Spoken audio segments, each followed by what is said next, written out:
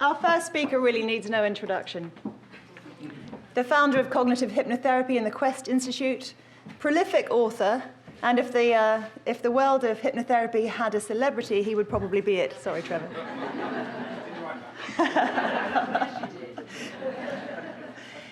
He's a fellow of the NCH. He's won the NCH Researcher of the Year Award, and he also has devoted many, many years of his time to making the NCH a success. I really don't have enough time now to pay tribute to what he has done for the world of hypnosis, but we are delighted to have him. Everybody, Trevor Silvester.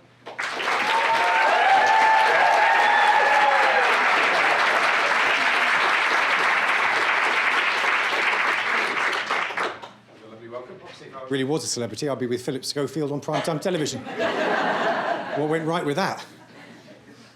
So, it's lovely to be here, and that was a lovely welcome. Thank you very much for that. When I come to speak here, I get a bit frustrated because I've only got an hour, and as my wife will tell you, I always need more than an hour to say anything, really. In fact, when I got up this morning, I realised I was being quite quiet for me, so I said to her, sorry if I'm being a bit quiet this morning, and she said, that's okay, that's how I like you. And then later she said, after I put on a suit, which a lot of you have said I look really smart, which is nice.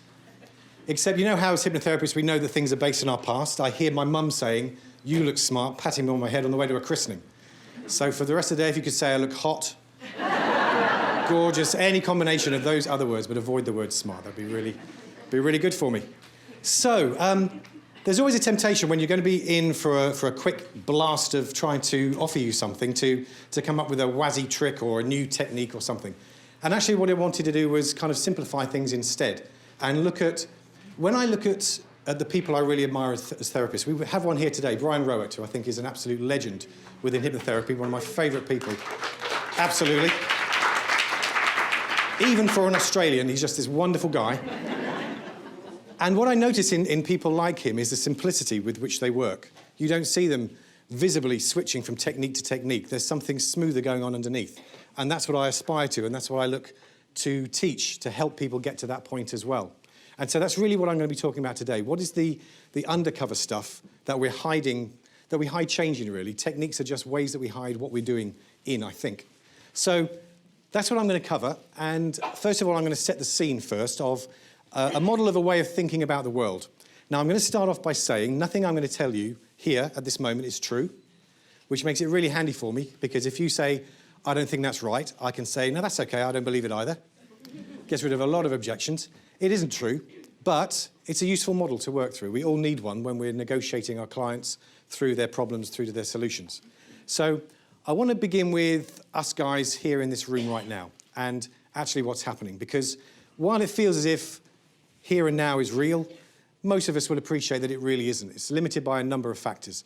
One of the factors that limits our reality are the senses that we have to be aware of. You know, if there was a bee in this room, it has senses we don't, and so its reality would be changed by that. We are limited by what we can see, hear, feel, taste and smell. And then we've also got our individual perceptions, which change our reality tunnel also. So we are not living in reality, we're living in a tunnel that our brain is creating. And your brain actually updates 13 times a second about the reality that you are in. So it's amazing in a way that we can all agree that we're in this room. And most of us would kind of agree about most of the details of it and the features of it. But it's not that difficult to change our reality tunnels in a moment, and this is what our clients experience. So for example, when I came in this morning, I got in here really early, and under 3 chairs, I put a different thing. Don't look underneath your chairs just yet. Under one of your chairs, I put a bar of chocolate. Don't look yet. So that's all good. You got a bar of chocolate, one of you. Underneath another chair, there is an invitation, and I want whoever has that invitation to come up the front here with me. And I just want you to do something easy. You know, just talk about yourselves for a couple of minutes in front of everybody. Just share something. It doesn't need to be too personal. With that, don't look yet. Would that be okay? Excellent. And under the third one, there's Henry. Don't look yet. I was going to put him in a box, but then I thought, no. We're hypnotherapists who could possibly have a fear of spiders in this room. So, can I just ask that there are no things under your chairs? Not even the chocolate. I know, mistake. I should have done the chocolate thing. So, what I want you to answer me is, if you could put your hands up, how many of you had a positive response to one of those screens? How many of you had a state change because of seeing that? Excellent. I'm guessing it's a spider. You just love spiders. How many of you experienced a negative shift in your state at the prospect of something on that screen being true? Excellent. How many of you had no effect whatsoever? You didn't care either way? Few of you. Excellent. Good. See, this proves a point. There is no way that I can predict the response of another person with any great precision. This is why I've always been against reading a script for a problem to a client, because I'm having to guess how that person is going to interpret that script. I would much rather they tell me what I need to say and tell them that. I find it works a lot more easily. But my point in pointing that out to you at this particular moment is that in a space of a 13th of a second, as those things came up on the screen, your reality of being in this space changed. Probably from one where you were excited to be here, happy to be here, surrounded by people that you know maybe, you've seen somebody you haven't seen in a long time, you're all in a happy bubble, and then something disturbs that state, and all of a sudden, your reality becomes very different. And this is what we are dealing with as therapists all the time. We have clients walking down a reality tunnel, and some stimulus, which could be something from their environment, or it could be something from inside their own head, happens to them, and they are diverted into a different reality which causes them a problem. If it's a spider, you can imagine, if anybody actually has a fear of spiders in this room, and a tarantula were to walk across their foot, their reality would be very visible to us, wouldn't it? And it wouldn't be pretty. So what I'm going to be describing is how we arrive at that reality tunnel. How do we actually create this sense of real around us? Because it's different for every single one. And first of all, I want to point out that this idea of what you see in your reality tunnel, because I'm guessing that most of you have this experience of sitting in this room at this moment and you're looking at me, so you're sitting in your head looking through the window of your eyes out at me, and that's pretty much how it feels. But it's not what's happening at all. What's happening is that light is coming in through your eyes. We never look out at them at all. We can't look through them. Light goes in through your eyes, it hits the back of it, your brain does a clever thing with it, and it distributes it around the brain, it reassembles it, and you've got an image of what's in front of you. Very clever trick, and it does that every microsecond. It's updating this thing. So that's a very cool thing. But the question is, if that's what your brain is doing, it's creating this picture of what's out there, how come you're not seeing it in your head? How come you're seeing it back out in front of you again? That's a big thought for a Saturday morning. Did that make sense? How come? What is happening is that your brain takes in reality and it throws back out its version of what that reality is. Does that make sense? So everyone's reality is created, corrupted, changed by the things going on in their heads that decide it. So some of you might have thought, wow, I love spiders, and that would create one reality, and another person would say, I hate spiders, and that would create another. If we understand how that happens, then we have the ability to help them change it for the better. So as hypnotherapists, we talk about trance phenomena. So we talk about positive hallucinations and negative hallucinations and sensory distortions and all that good stuff.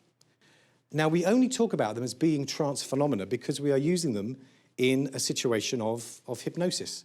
But actually, trance phenomena are present in our normal life. They are how our reality tunnel gets painted as we walk around. That when we walk down the street, our brain is creating not just what is out there, but our impression, our view, our opinion of what that is. So it's painting it all the time.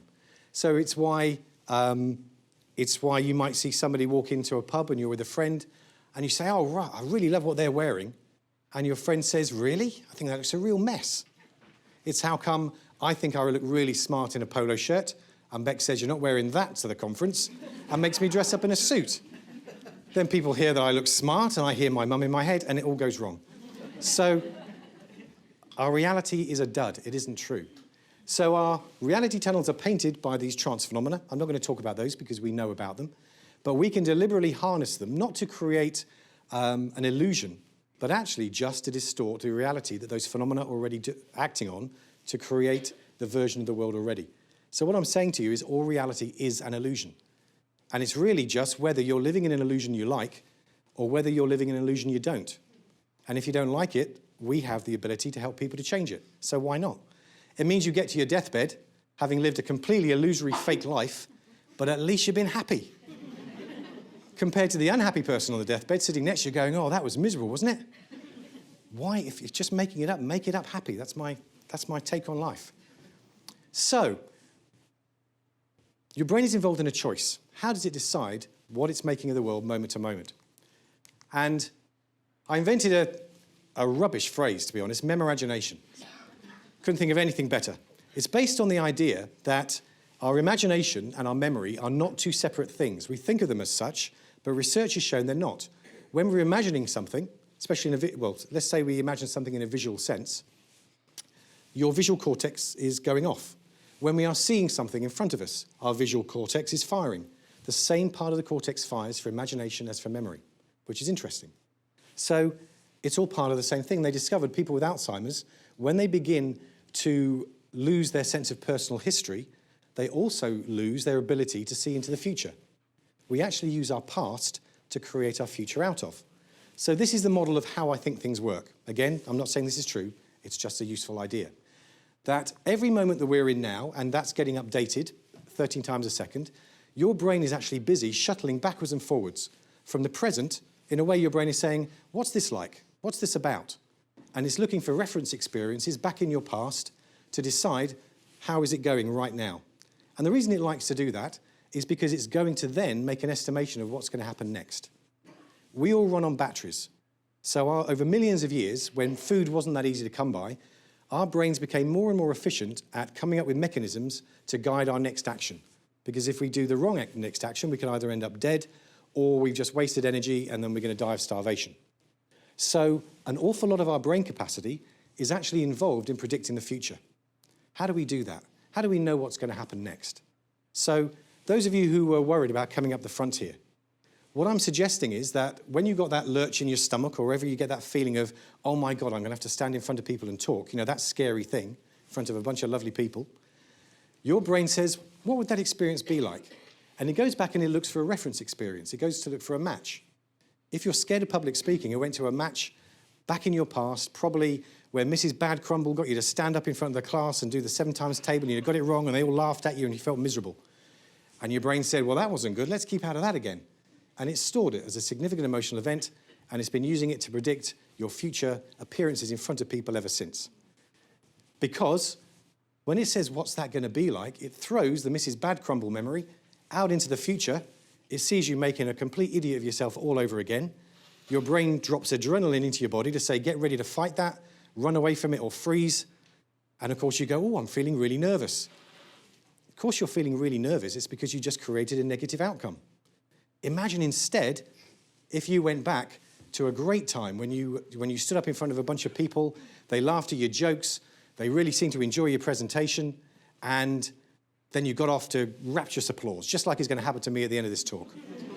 Imagine if you went up with that anticipation, you would be looking forward to getting up on stage because your brain's going to say, what's that going to be like? It's going to be that last time. It's going to throw that into the future. My brain drops dopamine into my head to say this is a reward, and I look forward to it and I get excited by it. So we, in our brains, have got probably hundreds, if not thousands, of these reference experiences that guide us towards what we think is going to happen, which is why we're not really living in the present. A guy called Edelman described the now as the remembered present. We just kind of, in a way, keep reinventing our past experiences.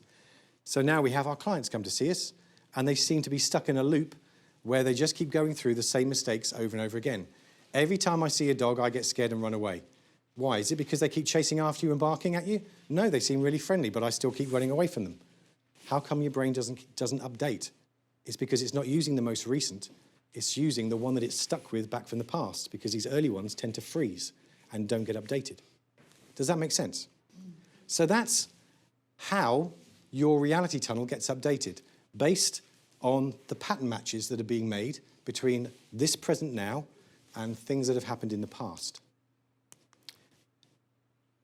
One of the key areas of this is connected to a thing called mirror neurons, which I'm sure many of you have heard about, so I'll just talk about them quickly. Very, very cool thing. Italian guys about 20 years ago in a lab, they'd set up a monkey wired up to a brain machine and they were going to test its motor cortex to see if they could map how a monkey's brain worked. They went out for lunch, and legend has it, an Italian walked back in with an ice cream in his hand, had to be an ice cream, and put it to his mouth, and the monkey's brain went crazy in the motor cortex, simulating the action of the Italian eating the ice cream. It was actually doing a copy of it. They did this big investigation, and they discovered these things called mirror neurons. Every time you see somebody doing something, your brain runs a simulation of you doing it too. What they've discovered is with humans, mirror neurons are far more sophisticated than that. They can actually model emotional responses as well. They think it's the basis of how we learn. That we watch somebody do something, we run a simulation of us doing that too. We are great at copying as a result of that. We're the Earth's greatest mimics. So that has certain channels. Oh, I've got a cute little graphic here. That isn't it. That's it there, a little monkey. You stick your tongue out and the monkey does the same thing. Now, these mirror neurons are great. They have got us where we are today, if these are true. It can also make a mistake that I call the fundamental therapist error. That is, you sit in front of a client and they tell you your story. They tell you, well, in a way they do, but they tell you their story. You cannot help but run a simulation of that story in your head as if it's happening to you. The fundamental therapist error is when you go, oh, I know what that's like then, and you start telling them what they should do as a result to make themselves better. It is not their experience, it is your version of their experience, run through your brain, run through your memorization, coloured by your experiences. So where you think you're giving them an insight, you're not, you're giving them an outsight. And if you've ever seen the film Inception, where the idea is you can drop an idea into somebody's head and it feels as if it's theirs, I think that's our task. That any idea we have should be theirs. It should feel that it's theirs, and then I think it will become self-generating for them. So we're not fixing them, we're just a catalyst for them finding the solution for themselves, just like Erickson said all those years ago. So our memorizinations can get in the way of our therapy responses to our clients. So the more we ask them questions instead of make statements, the more we harvest their answers as a guide to where we go in therapy, the safer we'll be, because we're working in their reality tunnel. We're not making them come into ours in order to change. Does that follow? Excellent. Good. So, another term that I invented was one that looks to trap a model of how our brain decides, okay, what is this present reality going to be about? And I kept it simple, the algorithms of the mind. And no, that's not how you spell totem, but it sounded kind of sexy, and I thought I'd get away with it. I am suggesting that your brain does just 3 processes in order to create your reality tunnel. And you would think, how can something as rich as our world through our eyes be created by just 3 processes? But the thing is, our brain is the most complex thing in the known universe. It can process billions of things per second, or at least do billions of processes per second. Nothing is faster, in a sense. And so what you find is, just like if you look at a beehive, and we think about the queen bee organising the hive, where it's actual fact the queen bee never even meets any of the hive. It does no direction at all. It just sits there and lays eggs all day. That's pretty much all it does. It doesn't do any housework, nothing. It just does that. It doesn't go out. It doesn't socialise. It doesn't work. It just lays eggs. So, and yet we talk about people being a queen bee as if they're the ones who are making everything happen. What happens is bees meet each other and they send out chemical signals and they do a combination of 6 different dances, and intelligent behaviour emerges from that. Just that. But the thing is, there are millions of bees in a hive. And so them doing that millions of times, every single second, creates an emergent intelligence. We might be no better. We've got billions of cells interacting together, and this idea of ourselves emerges from it. I think the idea that we actually exist as a self is an illusion as well, and it's been quite a handy one, but we shouldn't take ourselves too seriously. So we have 3 things. We have causation. We live in a causative world. We believe that things have a reason. Every time something goes wrong, we say, who's to blame? Why did that happen? What's the first word that your child uses to drive you mad? Why? You wait for a couple of years to hear them speak. Within a couple of weeks, you just wish they would shut up. Why? And what they're doing that for is just because they are trying to create a model of the world. They're trying to understand the relationship between things, because we believe there always is. We don't like random. When random happens, we still look for patterns in it, and we are very easily fooled. So causation is one of the ways in which we create our reality. Our brain will say, I'm like this because. Or it finds similarity or equivalence in things. This is the same as that. This experience of me standing in front of here is just like Mrs. Bagcrumble when I was 8, or whatever else it might be. And then there is difference. You walk into a situation, you say, no, this isn't like that, or this is completely outside of my reference. That can often be what confusion is. You just have nothing within your reality map to actually connect anything to. And your brain is using these three things thousands of times a second in order to create this lovely, rich world. Now, the fabulous thing about these is when you begin to hear them in the language clients use, and they use them all the time. You know, they'll say things like, oh, my partner really makes me angry. Makes is a causative thing. Nobody can make you anything. You're choosing your response to them. It just doesn't feel that way. Oops, that wasn't meant to happen. With equivalence, people are talking about what something means all the time. You know, I'm X, that means I'm never going to be happy. I'm Y, that means I'm never going to get promoted. We come up with reasons for things when they don't necessarily need to exist. And when you listen for these things and you apply them to the techniques you use, whether you're using rewind or fast phobia cure, or you're using drop through or timeline reconsolidation or whatever it might be, they work because, technical term, they muck about with the totem patterns that the client's brain is using to create reality. You are just using the way the brain creates reality to make a different one. So we're not taking anything out and putting anything in, we're just tweaking stuff. It's like there's been a software glitch and we're just giving them an upgrade, only better than Microsoft does. So they're in every intervention because they're what make it work. So that's pretty much the stage that I'm putting what I'm going to be teaching you about in. Excellent.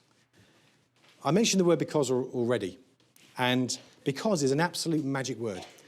In my trainings, I've been using this bit of research for ages, and I thought, as a special occasion, I'll actually go and find it, because I've been quoting it for ages and have long since drifted from the source of it. It's a famous piece of research because it was done by Xerox quite a long time ago, where they were looking for things that were going to help them sell more photocopiers, you know, a worthy cause. And they set up this experiment where they had a photocopier in a busy office and they had a line of people waiting to get copies of stuff. And somebody walked in. And in version 1, the person said, excuse me, I have 5 pages, may I use the Xerox machine? The answers were harvested. They waited until a new line had formed. And then the second request, excuse me, I have 5 pages, may I use the Xerox machine because I'm in a rush? They harvested how many people said yes to that. And then they waited for a new queue to form, and then they came up with another one. Excuse me, I have 5 pages, may I use the Xerox machine because I have to make copies? Now notice, well, you've already noticed, that's a pretty dumb reason. And yet, 60% of people are just nice. They went, yeah, sure, you're more important than I am. That's what I'm going to therapy for. And they let them go into the queue first. But 94% let them skip the line because they had a reason. And 93%, even if the reason was crap, there is the magic to the word because. People like reasons. And what came from this Xerox research was one key thing, that your reason doesn't have to be true, it just has to be plausible. Tattoo that in your head. What you tell your clients does not have to be true, it just has to be plausible. Because while we like to think of ourselves as logical, and we can be, in the situations where people have the issues that they come to therapy for, it isn't the logical brain that's causing it, it's the emotional brain that's causing it, and that is not logical at all. It works on a number of things that are called heuristics or rules of thumb. Just generalized, quick and dirty decisions that are made in order to steer you away from harm. And they're often wildly inaccurate. Very, very useful, but not necessarily accurate. So when you're working with a client, giving them becauses for the reasons why you're doing things, I think is essential. Because the more they nod and say, okay, I see the reason for that, the more likely they are to engage with you in therapy. The more they are likely to form a therapeutic alliance with you because you've given them a point. People like points, as long as it's plausible. And I'm just going to demonstrate something that I think is really important about this. Because of our memorigination, all of us have got reasons why we can or we cannot do things. And often they are just out of the corner of our eye. We kind of know something lurks there, but we don't actually look. And every now and again, they bite you on the bum. And as therapists, hopefully when they do, we go and get a bit of therapy ourselves and we get it cleared out. And, you know, I've been in this field now for 20 years and I'm still getting things coming up going, how did I not spot that? That's just ridiculous. For example, latest bite on the bum for me is I've just taken up painting and art as a new interest, a new hobby, and absolutely loving it. And I found I can draw quite well, and I've always known I could draw quite well, but I haven't picked up a pencil for 25 years. I used to draw cartoons for my sons, and they used to colour them in.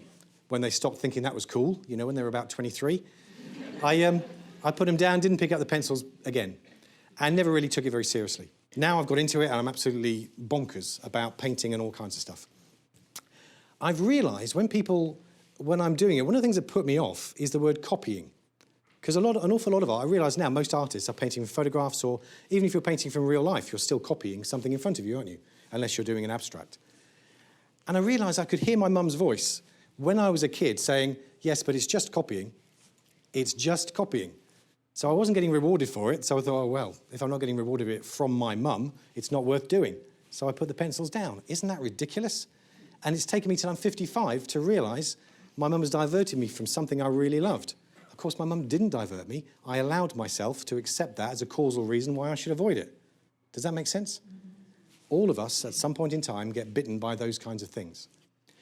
Now, this is Kelly Clarkson. Some of you will know her. Top pop singer. In 2008, she released a song which was the most played song in America that year. Has sold millions and millions of songs across the world. And I work for Kids Company, and so I'm working with a lot of troubled young people. And when they first meet me, they don't know who the hell I am, they care even less. I'm just another old guy looking to try to tell them how they should live their lives. So I've got some rapport building to do. And also they're often quite kind of drained by having been through the therapy process through the ages that they've been. They have not had good experiences, generally speaking, of therapy. So I'm looking for new ways that I can actually get them to engage. And so, you know, without getting too down with the kids, I find music can be a really good communicator with them. And so I'm going to get you to listen to a song. You will probably feel the need to get your lighters out. I have to give you a health and safety warning to tell you not to do that, or the sprinklers come on. Although, that would be quite fun. What I would like you to do, as you're listening to the song, is I would like you to be thinking of your life and your becauses, what you attribute the way you are in the world to because of your past. Just see what emotional connections you make to this song as you go through it. Also, those of you who use regression, particularly a timeline form of regression in their work, notice how brilliant this video is at actually describing pretty much the process of what we're doing when we're taking somebody back into their past to reframe their experience to change their behaviour in the future. So it works on a number of different levels. But see what you get from that. Now, we rehearsed this beforehand, so now it should seamlessly move into a video, otherwise I'm going to have to mime it.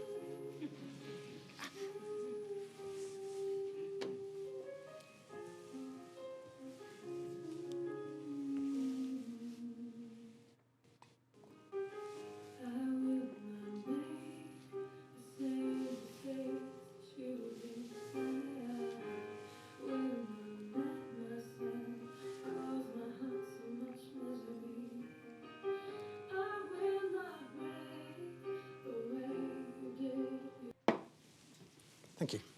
That was written by Kelly when she was 16 years old in 25 minutes, which I think is interesting. And the suits in the record company didn't want to release it as a single. They didn't think it was commercial, which is interesting. That's why I don't wear a suit. So, again, can I have a show of hands? How many found you had an emotional response to that in any way, shape or form? Excellent, and we're sorted people. How many of you just felt, you know, on the edge of maybe a little tear? Brilliant. Excellent. Now, the thing is, I think that's a wonderful song, and the premise is complete rubbish. Nobody else, because of you, nobody else is to blame for how you choose to be right now. That is a major, major thing of my therapy. We talk in cognitive hypnotherapy about I-lock and E-lock. E-lock is having an external locus of control. It's where other people make your day for you. They either give you a good day or a bad day, depending on how they behave toward you. You are waiting for other people to act in a certain way to make you better. You go out and you buy things to make you feel better about yourself. That is all ELOC. And our society wants us to be ELOC because then it can sell us rubbish we don't need and falsely inflate our egos through the acquisition of objects. What I think the aim of therapy is to move people towards ILOC, to have an internal locus of control, to say, I can choose my reality here. I can choose how I respond. You can behave towards me this way, and I am still going to have the freedom to be this in this moment in time. And it's a real struggle.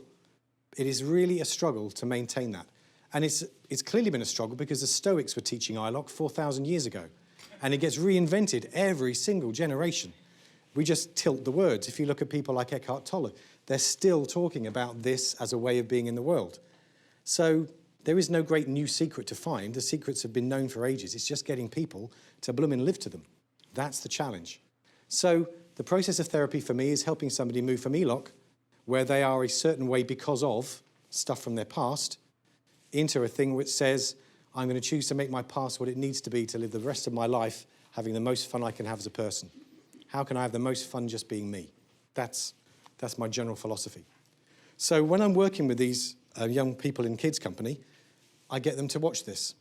And I'll have a range of questions depending on where I think they're at that I would like them to consider and think about and maybe write down and for us to talk about in a session.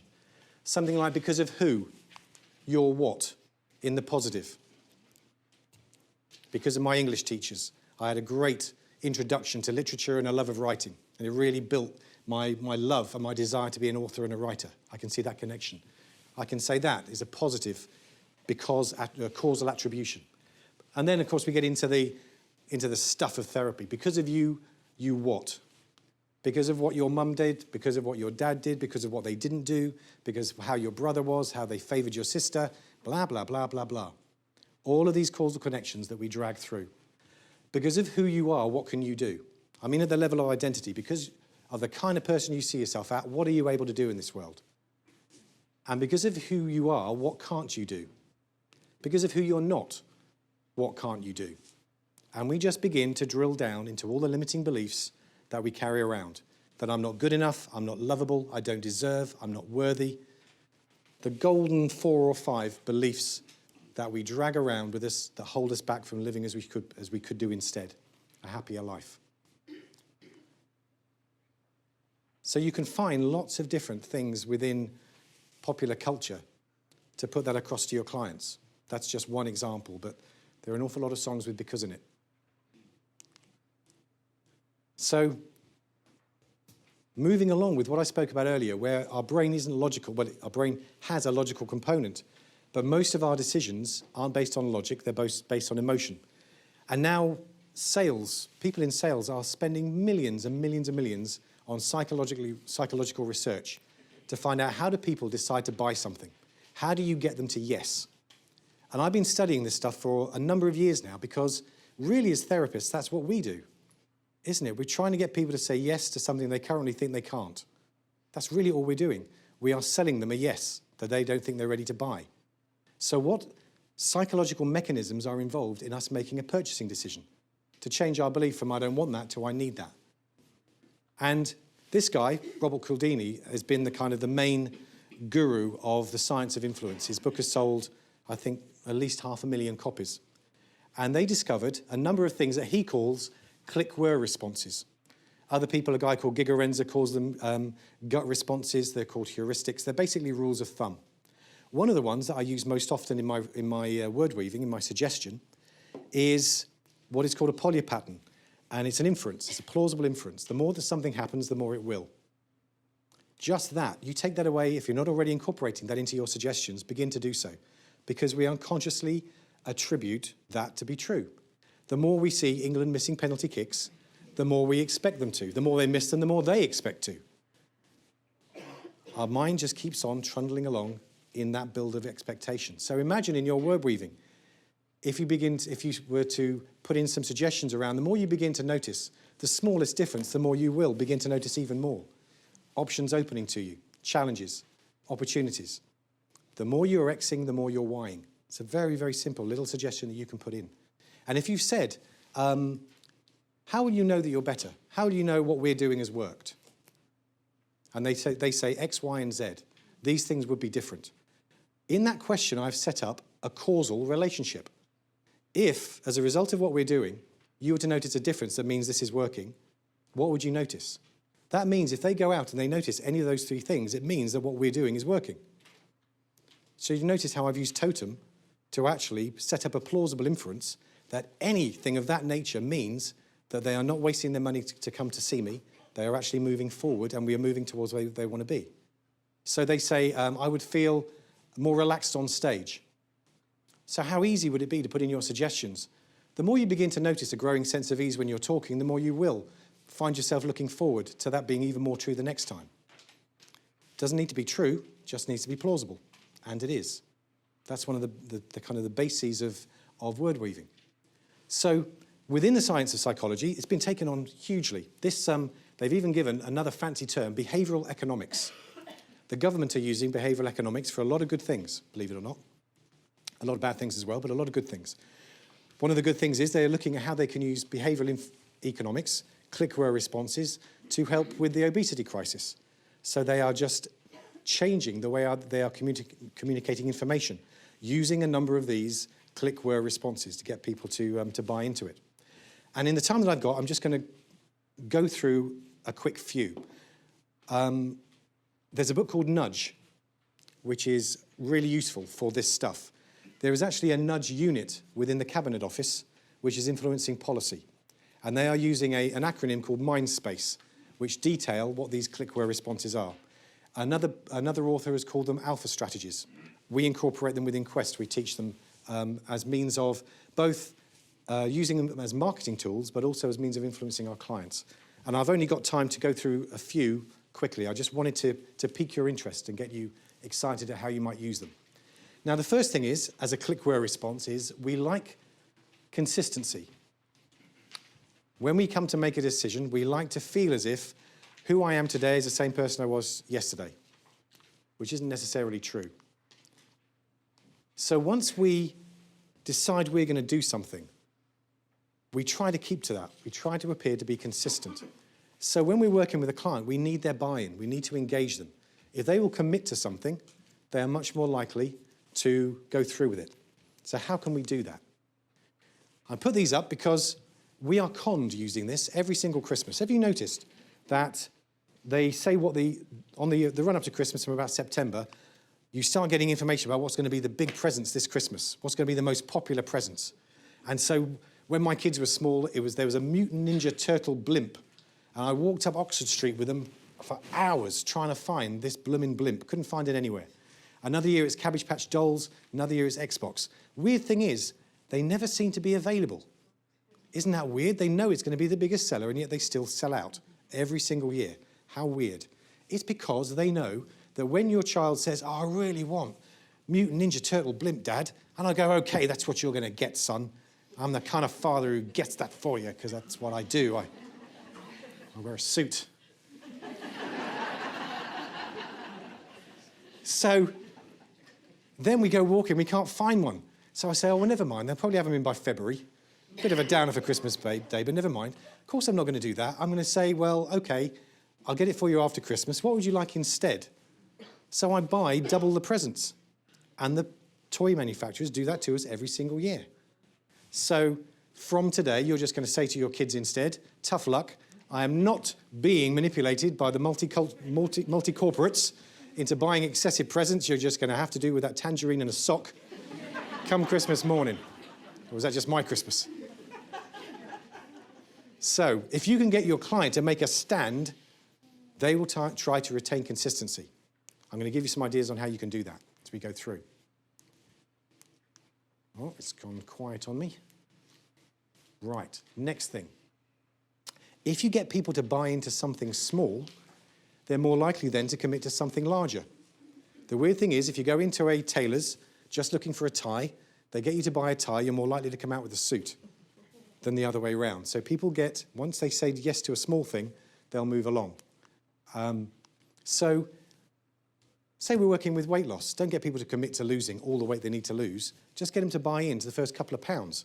Only ever buy into the first couple of pounds or kilos, or whatever, the in-between things with kilos there are in a metric world, which I don't understand. Once committed to something small, people are more likely to commit to something larger. So, just slice it down. People get overwhelmed by making too large a commitment and they tend to run away from it. So one of my kind of mantras is anything more than nothing is something.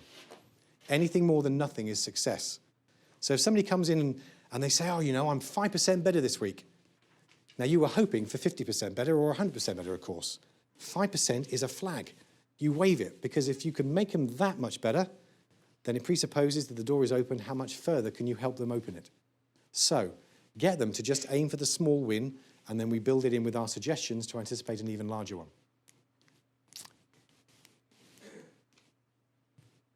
Paul McKenna has snuck in here and he has sabotaged. Oh, you see, now it's going crazy. I knew that would happen. You see, I was always told I was too impatient, but I wouldn't listen. People use their own behaviours to decide what they are like. This is really important. In a way, we have our mind watching what we do, and sometimes it surprises us. But we don't like to be surprised at what we do, so we come up with a reason for why we've done it. So if you can get people to begin to notice themselves doing something which once in the past they couldn't have done, they become the person who walks down that reality tunnel. So it might only be afterwards, as they walk away from presenting, that they realise how much more relaxed they were. And as that becomes more and more of a common experience, they might be surprised to look in the mirror and recognise that actually they are changing. So when they find themselves behaving on stage in a way that surprises them, they begin to become the person who wouldn't be surprised, because that's just who they are. Does that make sense? That's, obviously they have their eyes closed while you're making those kind of suggestions, so they don't look quizzical. They're in a trance, they just allow that to go in. But that's the idea. If they're walking down this reality tunnel, and you are helping them to see this reality tunnel in a different way, they become a different person who walks down that tunnel. The reflection from the tunnel reflects on them. Does that make sense? Great. Now, there's a brilliant thing. Go onto YouTube after today and go looking for Because I Said I Would. There's this lovely project being done by a guy in America who, when he gave a eulogy at his dad's funeral, recognised that the best thing that he could say about his dad, the greatest thing about his dad, was that he always did what he said he would. And so he began this project where if you email him, he will send you, I think, 100 or 50 cards like this. Just little business card size things saying because I would. And the idea is that you make a commitment to somebody else about something that you're going to do. And when you've done it, you go to them and they give you the card back. And this is clever psychology, because if you make that commitment to somebody and you make it public and you write it down, they are much more likely to go through it. So get your clients to write down what their actions are going to be and take them from them. Email them and ask them for their goals, for their actions, what they are going to do this week.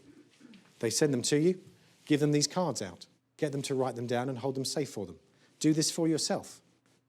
Because I said I would, I will go to the gym this week. Because I said I will do something else that's important for you.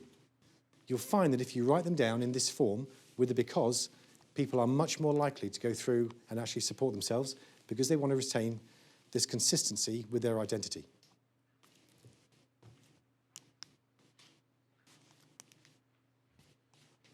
What other people think is really important also for deciding what we are. And we know this is half the trouble that people bring to us, is the fact that the decision about who they are has been made for them by other people in their youth. We have to be really careful as parents, the language we use to our children.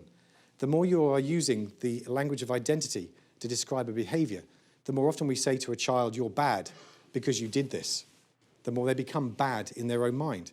If instead you say, I love you, and I would like this behaviour to be different, then we are changing the logical level at which we're having that conversation. Talk to your clients about the behaviours that need to change, not about the identity level. If I'm working with people with anorexia, I never describe them as anorexic. They are doing anorexia. Much easier to change a behaviour than change an identity. So what other people historically have thought of us is a thing that we need to undo if it's a negative. But also people around you now. I read some great research which said we are a composite of the 5 people we spend most time with. Think about that, and maybe drop some friends. You will find, I'm sure today, you'll come away from here uplifted. And that's going to have an awful lot to do with the people around you that you speak to at coffee and you have lunch with. You're surrounded by positive people with a similar interest. It boosts you. You become that person who has those kinds of friends. The more you pick your friends based on the basis of, do they make me feel good? Am I glad to be around them? The more you will feel better about yourself. You can incorporate that into your suggestions. Whether it's you or someone else who notices the differences doesn't really matter. You say it doesn't really matter, but it does, but you're giving them the option. They might notice it themselves, but if you're throwing out the option of their partner or their friend saying, do you know, there's something about you that's just different. Point it out to them themselves, you know, when they're sitting in front of you after a couple of sessions, saying something like, you know, your energy is really different since I first met you. It's just, I don't know, it's like you're more comfortable in your own skin. Are you noticing that too? They are much more likely to notice that too if you've suggested it because you've primed it. Does that follow? Yes. So, other people, we are not an island, as much as we like to think that we are. Also, people tend to live up to the expectation that other people have of them. If you're surrounded by a negative bunch, then clearly they're not going to expect that you can quit fags, that you can lose weight, that you can get promotion, and they're going to bring you down. If you're surrounded by people who believe in you, you've probably heard the research done where they did a clever thing where they took some children in California and said to them, we've selected you because you're the brightest kids in California. And so for this term, we are going to give you the best teachers in California to teach. They said to the teachers, you're the best teachers in California, so we're giving you the best kids to teach for a term and see what can happen. They outperformed every other student group in California that term. Then they revealed they were average students and average teachers. They just believed the hype. So fake it till you make it. The more you can infect your client with a belief in what they can achieve, the more they will live up to that belief. You are salespeople. You need to keep throwing them your belief in their ability to change until they wear it like it's their own. In fact, until they wear it because it is their own. We always have to continue to have that belief. And if you lose it with that particular client, then you should help them to find another therapist. Because if you don't have that belief, it's going to impact unconsciously on the way that you interact with them. And I find it very easy to keep hope with people because they continually live up to the expectations. You know, I don't really believe in clients being vulnerable and weak. I think they are incredibly strong to have got where they have so far. So how can we utilize that strength to move them towards what we would call in CogHip a solution state, rather than use that strength to maintain their problem? Because the problem with the brain is it can get addicted to its own misery, because our brain likes certainty.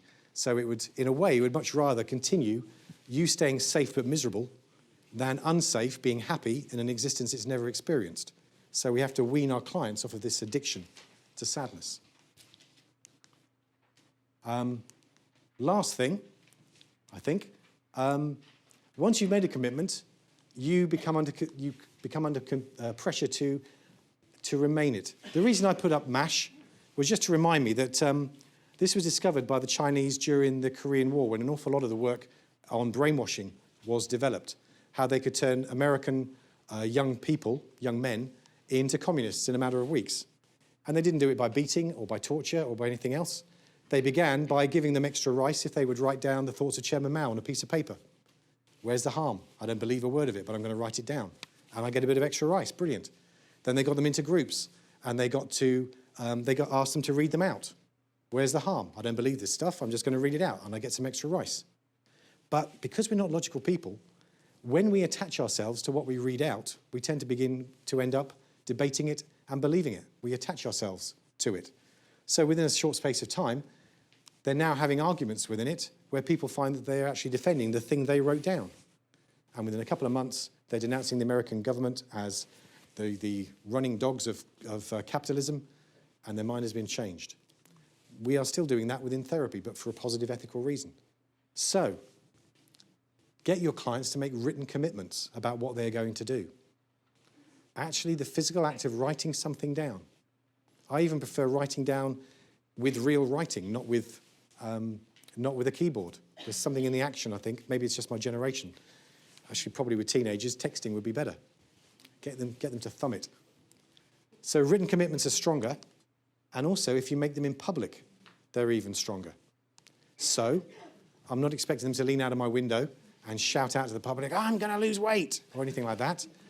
But why don't they write it down and stick it on their fridge where their family can see it? Why not state publicly to their friends, I'm looking to lose weight over the next couple of weeks. I'd really love your support. This is my target. Please help me. Most people are going to. If they don't, what's that about? Ditch them. And research has shown that these two things increase the likelihood of you getting your goal by about 33%. That wouldn't be a bad increase for any of us in our success rates, would it? So that's the idea. Right, I've already said that. One of the reasons why we are in such a powerful situation is that people are persuaded most, we rely most on our emotional intelligence in situations that are uncertain, because our brain is in a hurry to make its mind up. Where we're very comfortable, then we can kind of sit back and work stuff through. But change is uncertain. When a client comes to see you, they're nearly always nervous to begin with. And I always say to my clients, it's not actually you that's nervous when you come to see me, as you're sitting here now. You're not nervous, you want to change. Your unconscious thinks it's doing a stonking job, just keeping you the way you are. When you stop feeling nervous about coming to see me, we're probably nearly done, because their unconscious mind is now aligned with your conscious intention. So your clients are in a state of uncertainty because they're used to this misery. They're uncertain about this future. It means within the Therapeutic Alliance, we've got everything that we need through that uncertainty to guide them towards the possibility of change. So we should recognize that as being a key component of what we're doing. We don't want them to be comfortable. We need to keep them uncomfortable. We need to keep stretching them. If therapy just becomes a thing they come to every week because they do, as a little magic injection they get of positivity, then really all you're doing is creating dependence. What we want to do is to continue to make them stretch, to go away with something else, to have been uncomfortable during the session. And through that, they become more suggestible. So when they're listening to your downloads, if you make recordings for them in between times, you're using that state of uncertainty to mean they're actually in the process of change. That can be a really powerful thing. I brought it on time. Good. So, that's all the things I have to share with you today in the time that I've got. I'm happy to field any questions in a moment. Because you're worth it, you'll recognize this as one of the most successful advertising campaigns in history. Notice how it's using totem to guide you. You buy cosmetics because you're worth it. And Jennifer Aniston, if she's worth it, you must be worth it too. That's another thing, authority. The reason why people use celebrities is because authority, the authority of celebrity these days, lends credibility. So that's why all this celebrity endorsement goes on. But I'm going to slightly tilt that because you're worth it. There is a range of products today on sale that you might just want to treat yourselves to. I'm not saying you have to, but it might be afterwards, looking back, you realise as you walk away with a book just what a good purchase that was, and you're really pleased. And there are many other people selling many fine products too, can I just say. So, I don't want to interrupt our coffee breaks, but can I take any questions? Yes. Thank you, Trevor. We've only got time for one question, actually. Oh, blimey. Make it a good... That's a nice way of saying I talked for too long. Can I say, though, that Trevor will be posing for selfies and signing autographs throughout the day and talking about some of the courses that Quest has on offer. Bless you. Yes, absolutely. And we've got a couple. We've got Tracy and Karen with roving mics. So just one question, please. And we're back in here for 11:30 to listen to Ivan Tyrrell. But thank you so much. Hands together, please. That was absolutely brilliant.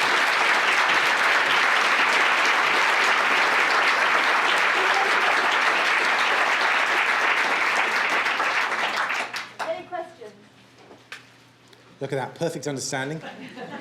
Or a huge desire for a coffee. Coffee, tea, and we'll come back here in half an hour.